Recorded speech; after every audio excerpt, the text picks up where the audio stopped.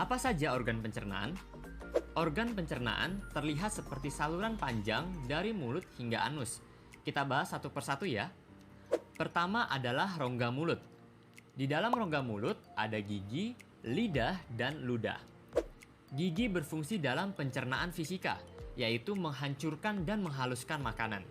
Gigi ada beberapa jenis, yaitu yang pertama, gigi seri untuk memotong makanan. Kedua, gigi taring untuk merobek makanan. Dan yang ketiga, gigi geraham untuk menggilas dan mengunyah makanan.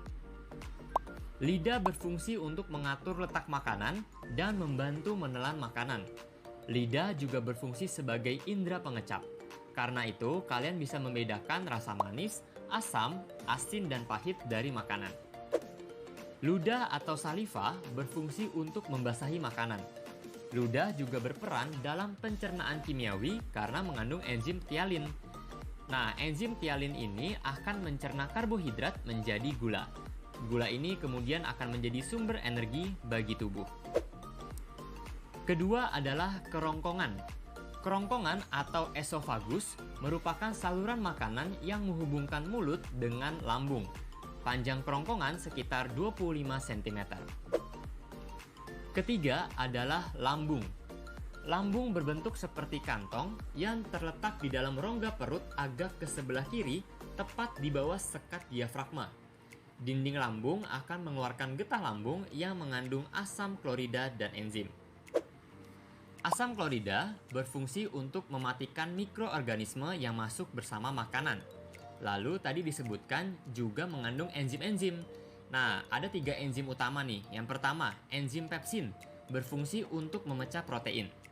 Enzim lipase berfungsi untuk mencerna lemak, dan enzim renin berfungsi untuk mengendapkan protein susu atau kasein. Keempat adalah usus halus.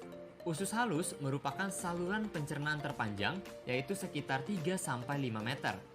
Usus halus terdiri dari 3 bagian, yaitu usus 12 jari, usus kosong, dan usus penyerapan.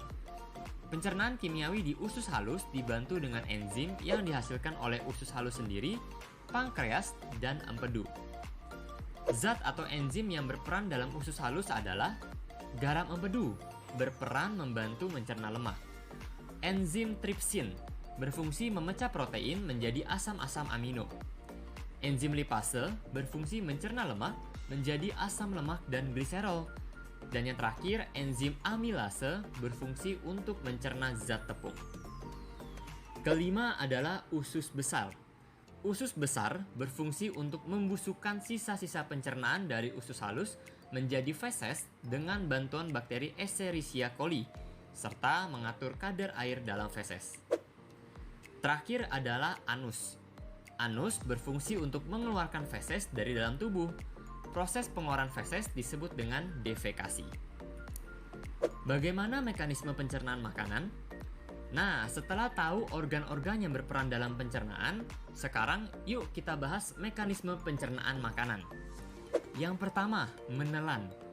Makanan dihaluskan di dalam mulut dan ditelan ke dalam kerongkongan. Makanan hasil pencernaan di dalam mulut disebut dengan bolus. Yang kedua, masuk ke lambung. Bolus tadi didorong masuk ke dalam lambung akibat gerakan peristaltik atau gerakan meremas-remas dari otot dinding kerongkongan. Yang ketiga, di dalam lambung. Bolus diaduk-aduk dan dicerna secara kimiawi dengan bantuan enzim. Bolus akan menjadi kimus yang berbentuk setengah cair atau seperti bubur. Yang keempat, masuk nih ke usus halus. Kimus kemudian masuk ke usus halus. Di dalam usus halus, kimus dicerna lagi dengan enzim menjadi zat-zat yang paling sederhana atau sari-sari makanan. Kelima, penyerapan. Di dalam usus halus juga, tepatnya di usus penyerapan, sari-sari makanan akan diserap dan masuk ke pembuluh darah untuk diedarkan ke seluruh tubuh. Sari-sari makanan ini nantinya akan diubah menjadi energi. Keenam, pembuangan sisa. Lalu, sisa-sisa makanan yang tidak diserap akan dibusukkan di dalam usus besar menjadi feses dan dikeluarkan melalui anus.